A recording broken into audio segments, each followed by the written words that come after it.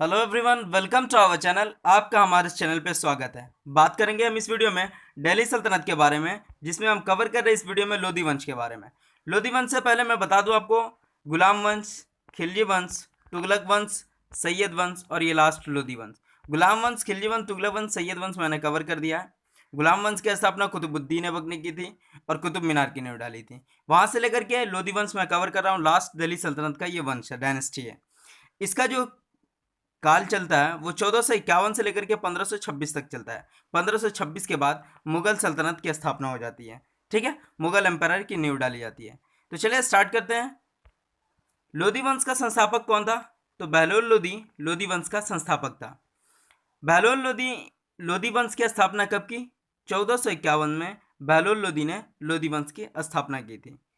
दिल्ली में प्रथम अफगान राज्य का संस्थापक कौन था? बहलोल लोधी दिल्ली में प्रथम अफगान राज्य का संस्थापक था। बहलोल लोधी की राजधानी कहाँ थी? तो दिल्ली में बहलोल लोधी की राजधानी थी। नेक्स्ट, बहलोल लोधी किस नाम से दिल्ली की गद्दी पर बैठा था? तो बहलोल शाह गाजी के नाम से बहलोल लोधी दिल्ली की गद्दी पर बैठा था। लोधी वंश के किस शासक ने जौनपुर के शर्की सुल्तानों को परास्त कर उसे दिल्ली में मिलाया था? तो ये बहलोल लोधी ने यह काम किया था कि जो शर्की का सुल्तान था उसको हरा दिया था जौनपुर के, और दिल्ली में मिला लिया था जौनपुर को। बहलोल लोधी की मृत्यु कब हुई? तो 1498 ईस्वी में 1489 में बहलोल लोधी की मृत्यु हो जाती है। बहलोल लोधी की मृत्यु के बाद दिल्ली की गद्दी पर कौन बैठा? तो बहलोल लोधी का ही पुत्र था, जिसका नाम निजाम खां था। निजाम खां कोई किसे कहते हैं? सिकंदर लोधी को ही निजाम खां के नाम से जाना जाता है, इसे निजाम खां कहा जाता है।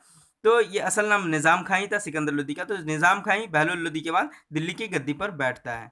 नेक्स्ट है, निजाम खां किस उपाधि के साथ दिल्ली की गद्दी पर बैठा? तो उपाधि सिकंदर शाह। 1489 में यह दिल्ली की गद्दी पर बैठा था और उपाधि सुल्तान सिकंदर शाह लिया था। 1504 में आगरा की नींव किसने रखी थी? तो सिकंदर लोधी ने ही आगरा की नींव रखी थी। गजे सिकंदरी का प्रचलन किसने करवाया? तो ये गजे सिकंदरी नापने का एक पैमाना था, जिसे सिकंदर लोधी ने सिकंदर लोधी के काल में यह प्रचलन था। लोधी वंश का सर्वाधिक सफल शासक कौन था? तो सिकंदर लोधी लोधी वंश का सबसे सफल शासक था। नेक्स्ट क्वेश्चन है, गजे सिकंदरी का उपयोग किस काम में होता था? तो भूमि मापने के लिए गजे सिकंदरी का उपयोग किया जाता था। लोधी वंश के किस शासक ने आगरा को अपनी नई राजधानी बनाया? तो सिकंदर लोधी ने ही 1504 में आगरा की स्थापना की और इसे ही अपनी राजधानी बनाया था। सिकंदर लोधी की मृत्यु कब होती है? 1517 में सिकंदर लोधी की मृत्यु हो जाती है। सिकंदर लोधी की मृत्यु के बाद आगरा के सिंहासन पर कौन बैठा? तो सिकंदर लोधी का बेटा ही था इब्राहिम लोधी, या इब्राहिम शाह कह सकते हैं। तो ये गद्दी पर बैठा।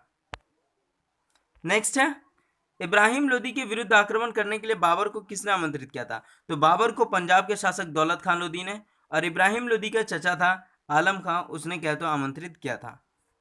इब्राहिम लोधी एवं बाबर के मध्य घमासान युद्ध कब हुआ? तो 1526 का पानीपत का पहला युद्ध। पानीपत का हरियाणा में, और हरियाणा के मैदान में बाबर विजय हुआ था और उसने लोधी वंश का अंत कर मुगल साम्राज्य की नींव डाली थी। तो ये इब्राहिम लोधी यहाँ पे डिफीट हो जाता है बाबर से, और 1526 में मुगल सल्तनत की स्थापना बाबर करता है। ठीक है, तो thank you so much, thanks for watching. Subscribe our channel GS touch, like share and comments.